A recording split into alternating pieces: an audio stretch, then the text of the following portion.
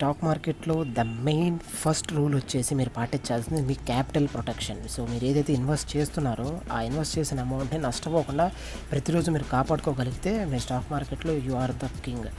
మీరు profits రాకపోనివ్వండి, but మీరు నష్టం రాకుండా అయితే మీరు ట్రేడ్ చేస్తున్నారు చూసారా, that is the most important skill in the stock market ఇవాళ ఒక స్లైడ్ గ్యాప్ అప్లో అయితే ఓపెన్ అయింది. సో ఓపెన్ అయిన పాయింట్ నుంచి మార్కెట్ అయితే పైకి వెళ్తుంది, స్టాక్స్ అయితే అక్కడి నుంచి కరెక్ట్ అయితే వెళ్తున్నాయి. సో నాకు తెలిసి వాళ్ళ కొంచెం కన్సాలిడేషన్ అయితే వచ్చే ఛాన్సెస్ ఉన్నాయి, ఎందుకంటే స్టాక్స్ అనేవి అక్కడక్కడే మూవ్ అవటం. సో అలాంటి ఛాన్స్ అయితే ఉంది. సో చూద్దాం. ప్రస్తుతానికి జేఎస్డబ్ల్యూ స్టీల్ స్టాక్ అయితే ఓపెనింగ్లో చాలా కిందకి పడి కొంచెం పైకి వెళ్తుంది. సో మనం అది కొంచెం పైకి వచ్చిన తర్వాత దాన్ని అయితే సెల్ చేద్దాం. ప్లస్ జేఎస్డబ్ల్యూ స్టీల్ స్టాక్లో ఇవాళ ఒక న్యూస్ అయితే ఉంది. ఏంటంటే దాదాపు 90% ఆఫ్ ఇన్వెస్టర్స్ సో దీని సబ్సిడరీ కంపెనీ అయిన జేఎస్డబ్ల్యూ పవర్ ఉంది కదా, అందులోంచి అమౌంట్ అయితే డీఇన్వెస్ట్మెంట్ చేద్దాం అనుకున్నారు. సో కొంచెం అది నెగిటివ్గా ఇంపాక్ట్ ఉండొచ్చు. సో ఆ అమౌంట్ అంతా ఒకవేళ జేఎస్డబ్ల్యూ స్టీల్కి కనుక మూవ్ అయితే జేఎస్డబ్ల్యూ స్టీల్కి పాజిటివ్. సో ఆ న్యూస్ అనేది కొంచెం క్లారిటీ వచ్చేదాకా మనం వెయిట్ చేద్దాం.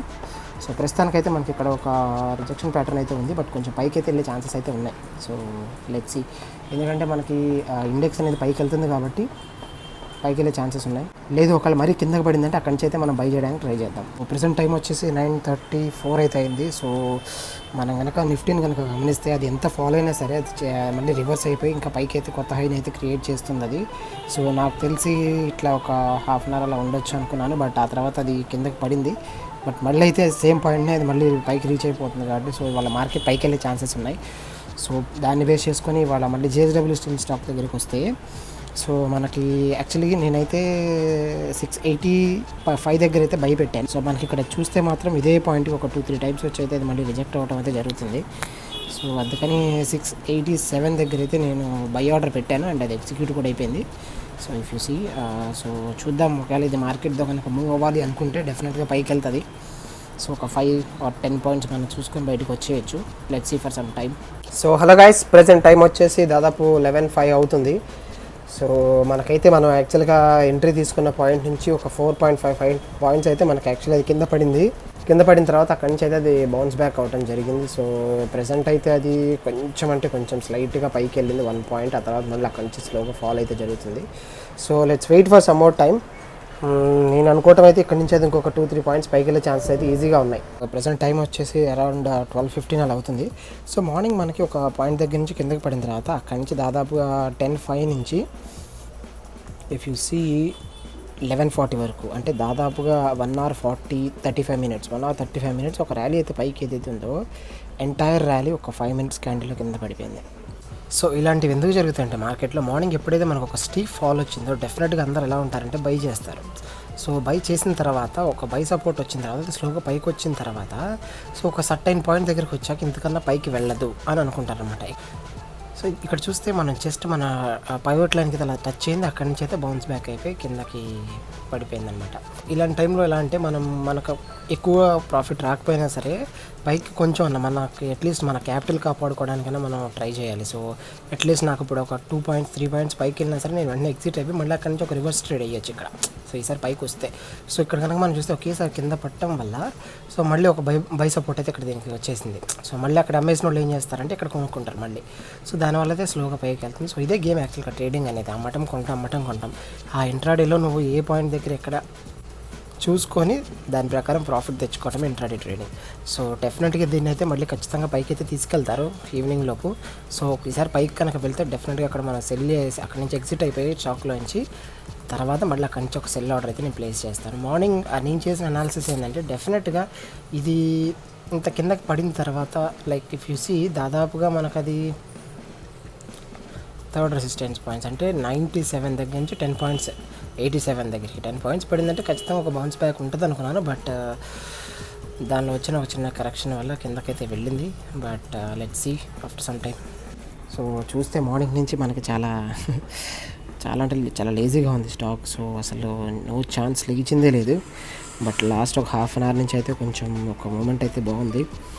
లెట్స్ సీ, ఇది కనుక మళ్ళీ ఇక్కడే కనుక రిజెక్ట్ అయింది అంటే ఈసారి మళ్ళీ దాన్ని మనం క్యాచ్ చేయడం చాలా కష్టం. ఇదేమన్నా దీనిపైన దాటి దీనిపైన సస్టైన్ అయితే కనుక మనం హోప్స్ పెట్టుకోవచ్చు, కానీ బట్ అంతవరకు లేదండి. సో బెటర్ నేనైతే ఎగ్జిట్ అయిపోదామని అనుకుంటున్నాను. సో చూసారు ఒకేసారి ఎంత వొలటిలిటీ ఉన్నాయో. ఒకేసారి దాదాపు 7 పాయింట్స్ కింద పట్టడం, 5 పాయింట్స్ పైకి లేకపోవడం, మళ్ళీ పడిపోవడం అట్లా జరుగుతుంది. సో ఒక్కొక్క క్యాండిల్ వచ్చేసి దాదాపు 5 పాయింట్స్ అలా ఉంటుంది. So let's wait for few minutes only. Like నేను కనుక అది 9 టచ్ అయితే ఎగ్జిట్ అవుదామని చూస్తున్నాను, బట్ లెట్స్ సీ. సో మనం ఇక్కడ కనుక చూస్తే మనం 90 దగ్గర ఒక పెద్ద రెసిస్టెన్స్ని అయితే చూడవచ్చు, 17,000 అనమాట. సో ఒకవేళ అవి కనుక ఎగ్జిక్యూట్ అయిపోతే స్టాక్ ఒక 1.2 పాయింట్ అయితే పక్కా పైకి బౌన్స్ అయ్యే ఛాన్స్ ఉంది. సో ఎందుకంటే ఇట్స్ డన్. సో నెక్స్ట్ మూమెంట్లో డెఫినెట్గా అది పైకి మూవ్ అయ్యే ఛాన్స్ అయితే ఉన్నాయి. So let's see for some time కదా. ఎప్పుడైనా సరే స్టాక్ చాలా మూమెంట్ అనేది చాలా తక్కువగా ఉన్నప్పుడు, అది కనుక ఒక రీజనబుల్ వాల్యూకి, ఒక రౌండెడ్ వాల్యూకి వచ్చినప్పుడు అయితే అక్కడ మ్యాక్సిమం ఆఫ్ పీపుల్ ఎగ్జిట్ అవుదామని ట్రై చేస్తూ ఉంటారు. It's very common in stock markets. ఒక్కొక్క క్యాండిల్ వచ్చేసి దాదాపు 4 పాయింట్స్ 5 పాయింట్స్, ఇదైతే దాదాపు 90 దగ్గర నుంచి నాన్ స్టాప్ 2 వరకు అయితే పట్టడం జరిగింది. అంటే 7 పాయింట్స్ ఒకే క్యాండిల్లో. సో ఆ టైప్ ఆఫ్ ప్యాటర్న్స్ పడినప్పుడు it's better to exit at any time. మనకు మళ్ళీ అది రివర్స్ అయ్యే ఛాన్సెస్ ఉన్నాయి. ఇక్కడ కనుక మీరు చూస్తే 690 దగ్గర చాలా అంటే చాలా రెసిస్టెన్స్ అయితే వాళ్ళు ఇస్తున్నారు. సో నేనైతే 690 దగ్గర అయితే ఎగ్జిట్ తీసేసుకున్నాను. సో డెఫినెట్గా ఛాన్స్ తీసుకోవడానికి లేదు ఇవాళ. ఎందుకంటే ఇట్స్ ఇప్పుడు మన మార్కెట్లోకి ఎలా అయితే చాలా కాన్ఫిడెంట్గా ఎంటర్ అవుతారో అంతే కాన్ఫిడెంట్గా కూడా ఎగ్జిట్ అయిపోయింది మార్కెట్ నుంచి. సో 540 రూపీస్ అనేవి చాలా తక్కువ అమౌంట్ అనేవి కాదు, అట్లీస్ట్ నష్టం రాకుండా. సో మార్నింగ్ నుంచి నేను చూసుకుంటే మాత్రం జస్ట్ అట్లా పైకి రావటం, మళ్ళీ వెంటనే కిందకి వెళ్ళిపోవటం. నేనైతే వాళ్ళు లాస్ బుక్ చేస్తానని అనుకున్నాను.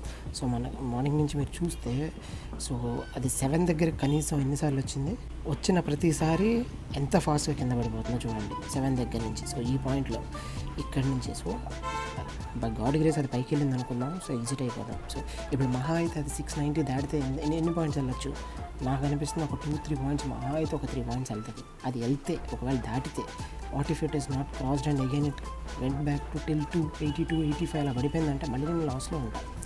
So that is what. So మార్కెట్లో ఎప్పుడైనా సరే ఆ కన్జ్యూస్ని కొంచెం తగ్గించుకుందాం. సో రీసెంట్ డేస్లో మనం చాలా చూసాం, అట్లా వెయిట్ చేసిన ప్రతిసారి అదైతే రివర్స్లో వెళ్ళటం, చాలా తక్కువ ప్రాఫిట్ బుక్ చేయడం చేసాం.